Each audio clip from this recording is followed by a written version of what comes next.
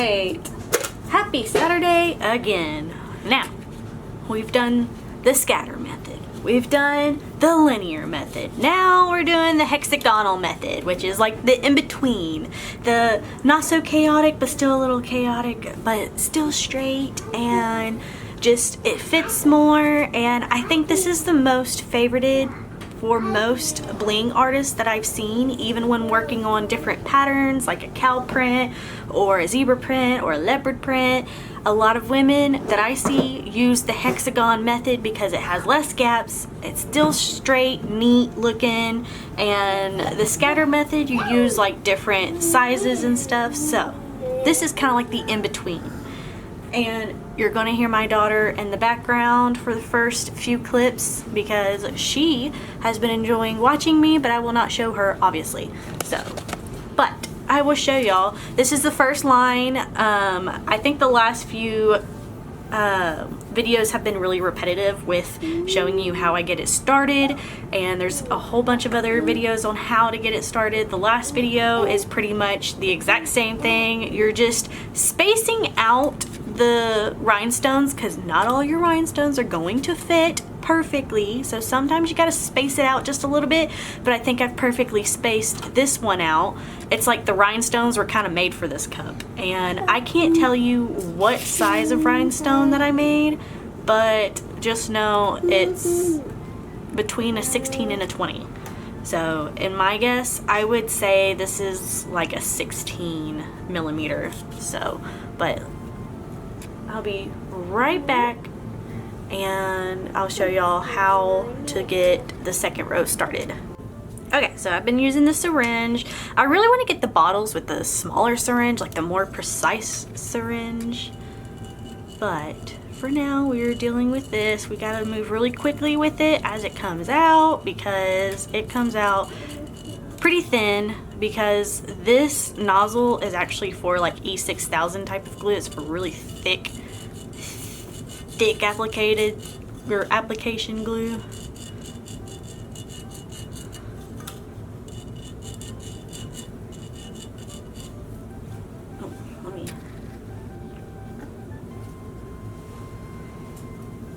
Oh, and as I sit here, I don't know if any of y'all care, but I've been watching Real Housewives. I am almost done with Real Housewives of New York. I'm on season 12. And I love season 12, and I love Ebony in season 12 because like she comes in and like destroys these women, because what we complain about as normal people and like underprivileged people watching these women that are like super privileged, I love that Ebony is like telling them like, shut up, like your white privilege is showing kind of thing. So I love that.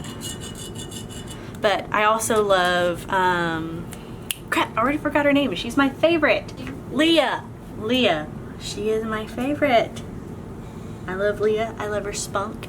We don't have the same political views, but love her. We are going to apply it right in between. Make a triangle. And that's all we're doing. It's the honeycomb method. My eyes, I need to get my eyes checked so bad. My brother, he's not in the army just yet. Right now he's like in a weight loss course, and then after he goes to basic. But girl, if you drop them, I'm gonna be so mad. But girl, I lost my train of thought because of you. I'm saying something.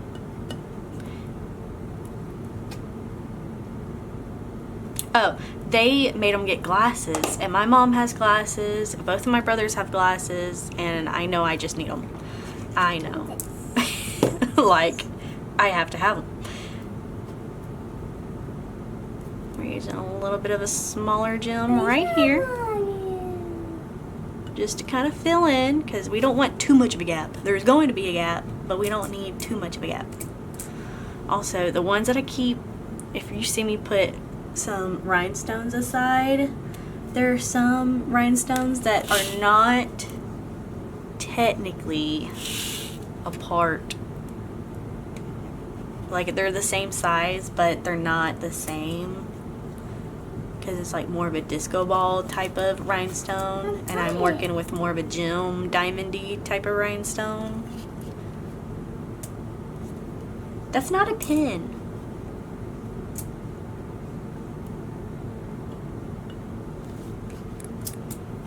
But I just know I need glasses is where I was going with that other conversation. Because with the different rhinestones, it's getting harder and harder to tell which one's which. So, and you just stick it. Oh. And I mentioned in the last video towards the end that, you know, I would like to get a Cricut again. I used to have the Cameo Silhouette and it was like $400, and I ended up trading it, or like getting rid of it, so I can get a camera instead. And that's what, well, not the camera that I'm using right now. I had the Canon G7X, and then I wanted a DSLR for a more professional controlled specific look, because a G7X is not a DSLR, it's a point and shoot, so you don't get a different, you get a different effect. Even though it's a good camera, it just didn't have the look that I wanted. And Canon 80D gives me that look that I like. Sorry, my daughter's copying me. She thinks I'm just sitting here talking to myself. And she's talking to herself too. She's joining the conversation with us. But used to have a Cameo. Could not figure for the life of me how to really use it. And a lot of people tell me like, oh, you should have gotten the Cricut. The Cricut would have been better for you, because Cricut is kind of like a no-brainer. It's just easy to use, and I should have gone for the Cricut because I grew up like, I had an art class and we would use the Cricut, and it was just so much easier. I used to use the Cricut all the time. I don't know why I got it. My brain, I just need, I'm so easily influenced, or was so easily influenced at the time, that I just got whatever the person with the highest following got. But we all know that times are changing, and just because people have a bunch of followers does not mean they're correct. That's why I like to do my research, and that's what I've been doing here lately, is doing more research. No, ma'am. Mama? Yes, baby? What are you doing here? Cup. Yeah. Cup. A cup? That's mommy's cup. She's talking about my bling cup. I also mentioned in the last video, my bling cup. If you want your kids to start drinking water, give them a nice, cool, blingy, or if you have a boy, get a really cool, decked out cup, and they will drink whatever out of it. Because my daughter, she likes juice and tea and stuff, but I'm trying to get her back to where she loves water and prefers water.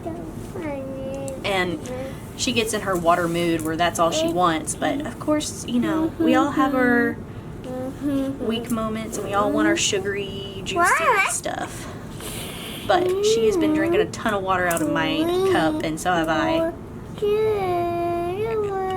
Are you counting? She's like literally a monkey on my back right now.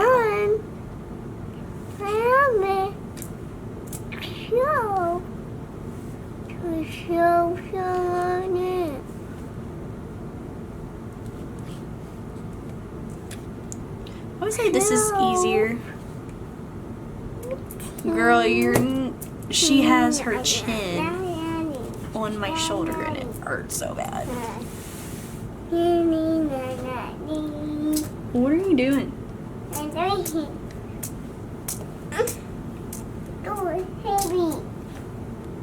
Not heavy, you're stuck. Anytime she like has a hard time either getting out of something, she doesn't say she's stuck, she says it's heavy. Like it's hard is what she meant, but it comes out as it's heavy.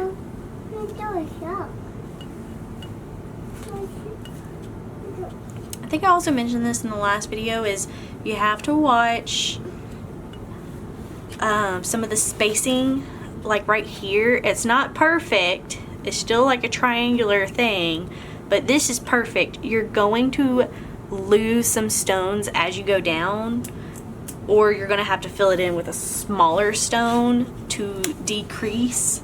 Because if you're going to think about, you know, the top part versus the bottom part is also obviously smaller. So obviously you're going to be decreasing in stones so that everything can match up. But there's that row. And I'm gonna let the dogs out, come right back, and we're gonna do a time lapse, and that's pretty much all you're doing, is just putting a stone and staggering and making like a triangle type thing, or a zigzag type of look. It's literally honeycomb. Super easy. I like this method because it's kind of like the scattered method, no brainer. You just put them in a gap or stagger them. You don't have to worry about it being so linear, you know, up and down, or up and down and side to side. You don't have to worry about looking at both ways. But yeah. So I'm gonna let this dry like that to straighten it out at the bottom. Yes, the top has a little glitter on it. It's fine. Maybe when the resin comes in, I'll take this off and add a glitter butt. But this is like a padding, so it doesn't scratch the bottom. But definitely going to be adding some glitter butts if I get the resins in on time.